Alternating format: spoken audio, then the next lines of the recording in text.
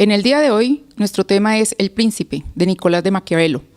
Para desarrollo de este tema tenemos la presencia del sacerdote Óscar Pareja. Padre, buenos días. Buenos días. Padre, con relación al Príncipe de Nicolás de Maquiavelo, esta obra es un tratado que le da a los gobernantes un estilo de cómo ejercer el poder sobre el Estado. Y sabemos que el poder es algo que ha seducido al hombre desde su historia. Vamos a plantear la obra del Príncipe desde la parte de lo que representa el poder para el hombre, de lo que representa la política y de cómo interviene la Iglesia en este tema. Entonces, estamos en espera de sus comentarios y su visión de cómo la Iglesia enfoca el tema del Príncipe en la Iglesia como tal y en los tiempos actuales. Bueno, pues entonces tendríamos que decir primero lo que es el poder y lo que es la política. Como recordar que Maquiavelo se ubica en un momento histórico muy difícil, donde hay unos gobiernos totalitarios, ¿cierto? Donde hay unas familias tradicionalmente gobernantes, donde ese absolutismo lleva a acciones muy complicadas. Desde el punto de vista, si hoy lo miramos, derechos humanos perderían completamente, porque es una manera de gobernar, es una manera de comportarse en la sociedad medieval, ¿cierto? Aunque sea el alto medioevo. Pero sí tendríamos que pensar cómo el poder, desde nuestro punto de vista hoy, es para el servicio. Lo mismo que la política. ¿Allá qué era? De pronto era opresión, de pronto era competencia, de pronto era conservar mi puesto y el otro quisiera de vasallo, quisiera de siervo. Por eso le digo, el problema humano de derechos humanos sería muy grave ahí, ¿o no? Sí, sobre todo que en el Príncipe se dan unas condiciones del ser humano, donde se tienen en cuenta los egoísmos, los odios, la prevención que debe tener el príncipe frente a sus súbditos, el no confiar en nadie y el tener que, para poder conservar su soberanía, avasallar a todo el que se le ponga enfrente, que es una de las cosas que vemos no solamente a nivel de la política, sino de la convivencia del ser humano. Esa parte de la política donde él plantea que el fin justifica los medios, ¿la Iglesia cómo la interpreta? Es que es imposible que el fin justifique los medios, porque es que eso nos llevaría a pensar que para lograr mis objetivos no importa sobre quién me pare, no importa quién quite de mi camino, no importa, simplemente yo tengo un fin y lo voy a lograr, y no importa el resto. Si caemos en el problema hoy, nos vamos a encontrar más o menos con lo mismo, ¿cierto? Poder, política, ambición, manejado de la misma manera, pisoteando al otro, olvidándonos del otro, olvidándonos de su condición. Entonces, si la mayoría de nuestro pueblo es gente sencilla, es gente muy humilde, es gente con una situación socioeconómico-política muy complicada, muy difícil, estamos manejando en Colombia ¿qué estratificación en su gran mayoría de 3 para abajo? Pero entonces es pisotear a esas personas para lograr un objetivo imposible. Desde el punto de vista evangélico es absolutamente injusto. Padre, cuando Maquiavelo plantea en su libro y dice que el poder, el pensamiento político y el pensamiento de la religión deben separarse, puesto que el gobernante se refiere a su Estado y el Estado es gobernar a través de instituciones y las instituciones son dadas por los hombres, y hace esa separación con relación al pensamiento de la religión. Entonces, ¿en qué nos ubica la religión, la presencia de un príncipe?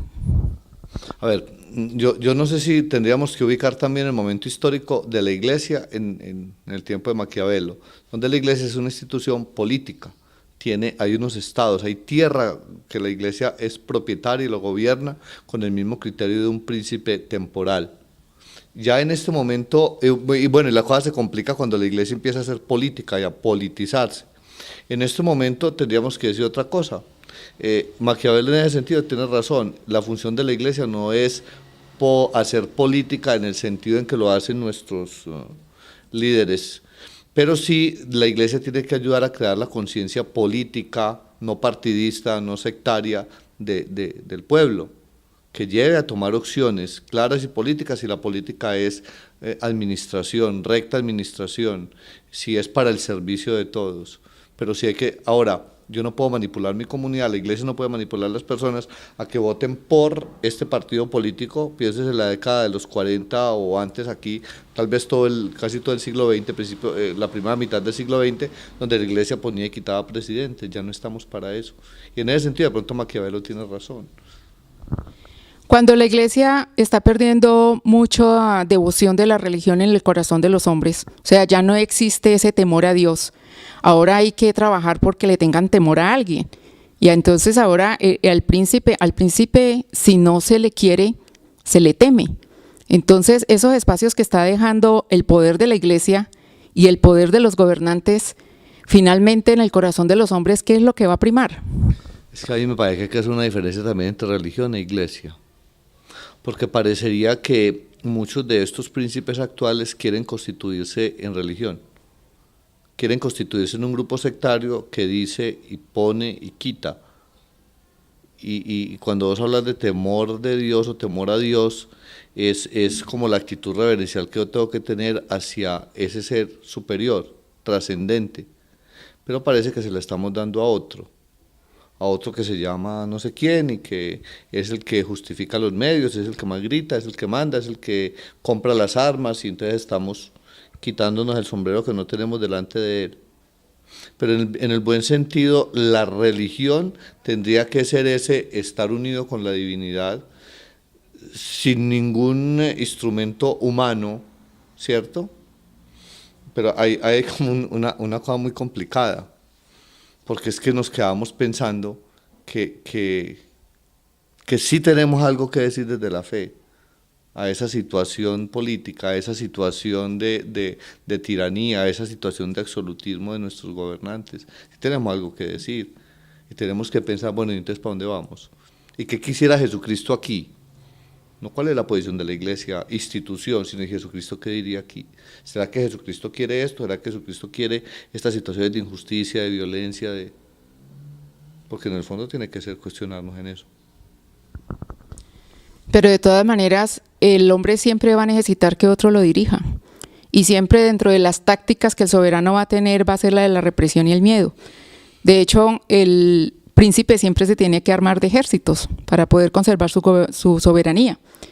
Entonces, lo que nos trae al mundo actual, hoy en día, si vamos a ver lo de la política y vamos a ver lo de la religión, ¿cuántas sectas religiosas o opciones, grupos religiosos no se están moviendo en torno a la política? Claro, y se están posicionando. Y cuando a la Iglesia Católica le preguntan, ¿y usted por qué no tiene candidatos? Porque no es nuestra función. Porque no tenemos que estar presentando un candidato como católico.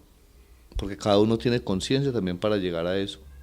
Bueno, pero lo otro es que vos dijiste una cosa ahí, que hay el líder, el gobernante, el príncipe, no tiene que tiranizar, no tiene que armarse.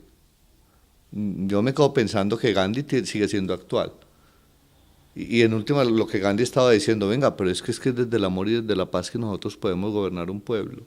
¿Por qué tenemos que enfrentarnos? Si se puede hacer otra cosa. Sí, padre, porque siempre el pueblo va a estar en la esperanza de conseguirse un príncipe mejor, un gobernante mejor. Entonces, desde ese punto de vista, el príncipe siempre va a tener que rodearse de gente que defienda su soberanía y siempre va a tener que venir en una prevención, porque recordemos que una de las cosas básicas es que no se puede confiar. Pero mira que por allá también en la Edad Media, en el mismo tiempo de Maquiavelo, hay alguien que dice a un gobernante también, si no puedes ser amado, no vas a ser obedecido.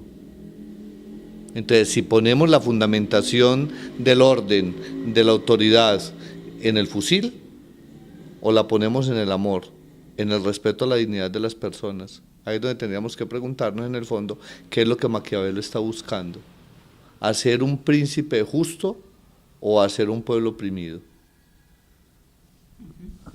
Queda nuevamente, como siempre, al libre albedrío de los hombres, saber si prefieren un príncipe amado o prefieren temerle a un gobernante. Muchas gracias, padre, por su aporte en el día de hoy. A ustedes muchas gracias.